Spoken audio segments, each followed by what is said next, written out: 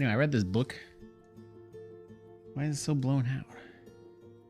I really like the cover art. The cover art's pretty nice. Well drawn. Long Live the Pumpkin Queen. Shea Ernshaw, New York Times bestselling author. So I got a little frustrated. I guess non-spoiler review. I give it a 3 out of 10. I guess I'm not going to reread it anytime soon. It was nice. This is a epilogue chapter. Got it for, I think I got it for like $15 at the bulk grocery store.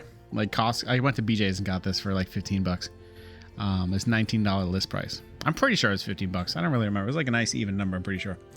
I enjoyed it. I'm a big fan of Nightmare Before Christmas. I rewatch it at least like every year, every other year, maybe. I listen to it every year. I listen to the soundtrack like every year. I really like Danny Elfman and most of his soundtrack work.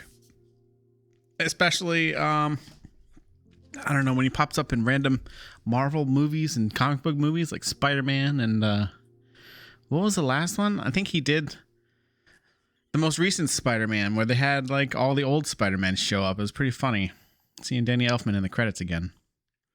But even like when I worked at the record shop, I checked out a bunch of Oingo Boingo CDs just to listen to them because I thought it was funny. They weren't like my favorite, but it was kind of interesting just to pick them up and listen to them for a minute.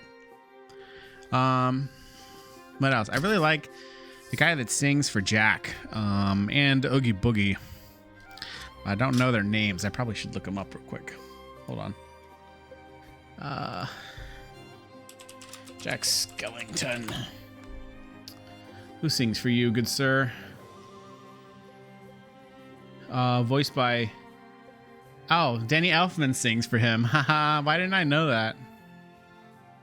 The right normal speaking voice is Chris Sarandon, but Danny Elfman does his singing parts.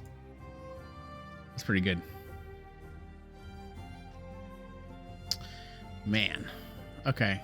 Anyway, yeah, I really like this movie. I don't know. I'm not really one for musicals most of the time. A lot of them feel cheesy and like the singing portions feel forced. But I don't know, this and like I think that one musical about the barber wasn't too bad.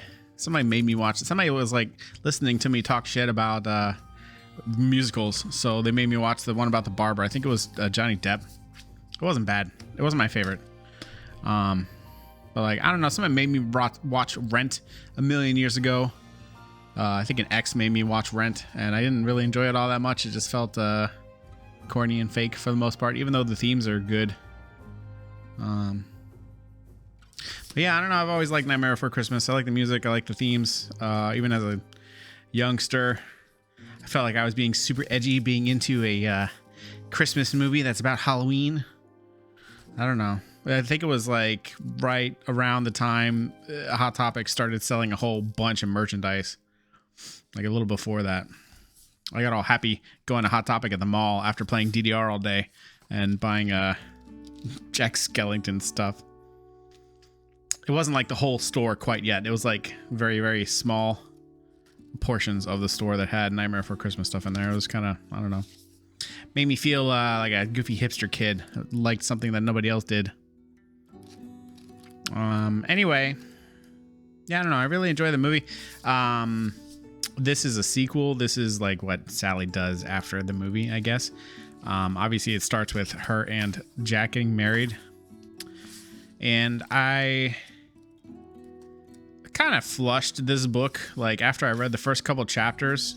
Just because it was like the setup was a little boring. Just them getting married and going on a honeymoon. And the author goes into very, very vivid detail about Valentine's Day town. Like, you know, they go through the door. They go through the door in the forest and they go to Valentine's town for their honeymoon or whatever. But then, like, the story progresses. And I guess the spoilers, if you're going to read the book, just cut the video. I'm going to put this on YouTube later. spoilers. So Sally gets frustrated about the duties of being a queen, I guess, which didn't really seem all that, they weren't like making her do anything super crazy. She just didn't like the different attention, I guess. And she runs off into the woods and she finds like a secret door that wasn't in the movie. And then they start getting into like a bunch of like what do you call it, like retrofitting for the story. So they add like a place called Dreamtown that's like hidden in the woods, and she like leaves the door open and runs to chase Zero off or something.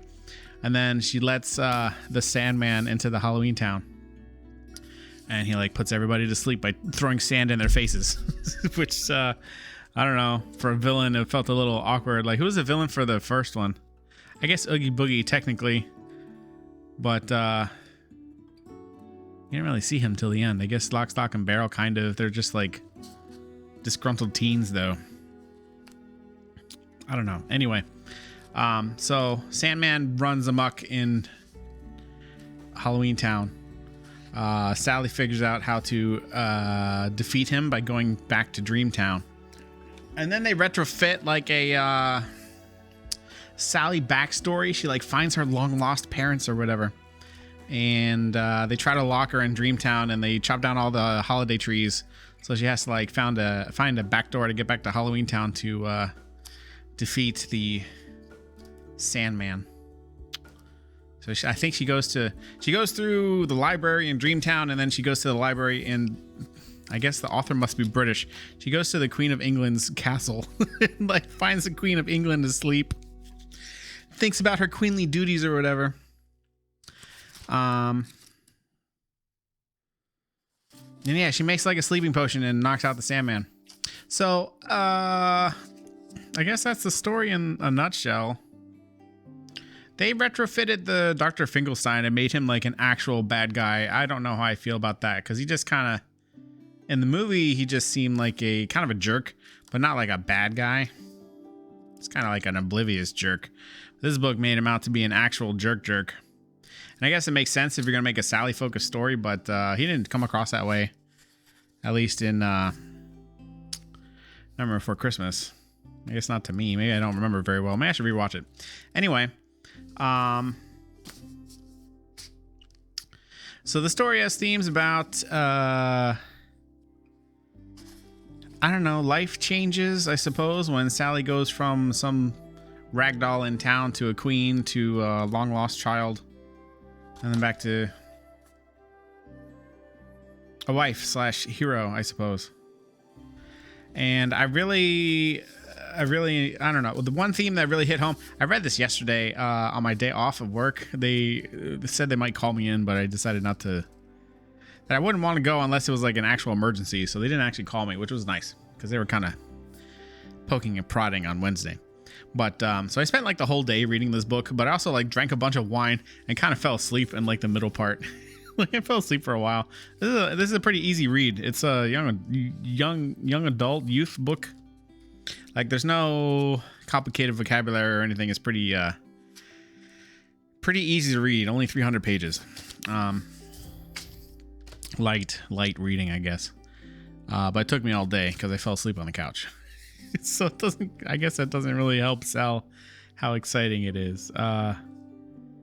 Anyway, I liked the Sandman turned out to be not an actual villain, but just he wasn't able to sleep, and he wasn't able to. So since he wasn't able to sleep, he wasn't able to dream. So he was putting everybody to sleep all over, so he could take their dreams and try to consume them, as he is the Sandman, I suppose. And then so the sleeping potion that Sally makes for him, and she like pours it into a well and knocks him in there. So he wakes up a few minutes later, after all the Halloween townspeople wake up, and he's like, "Oh, thank you. I finally got my own dreams," or whatever. Hold on. I actually want to like see what he said. I should have marked it. I didn't want to mark this book though, because I wasn't sure if I was going to keep it or if I would resell it since it's still new. I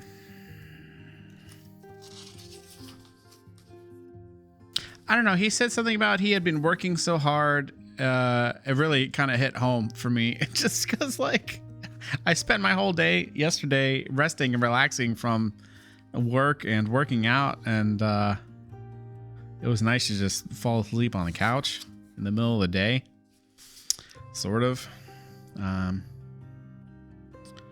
But he was like, yeah, I just kind of went into berserker mode, just taking dreams from people because I couldn't have any of my own, but then you put me to sleep, so thank you. So he like thanks Sally for knocking his ass out with poison. It's kind of funny.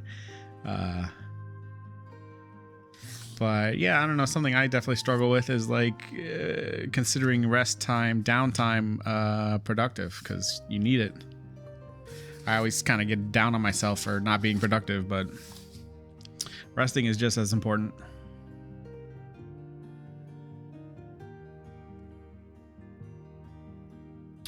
But I don't know. Anyway, I think my only other gripes about the book,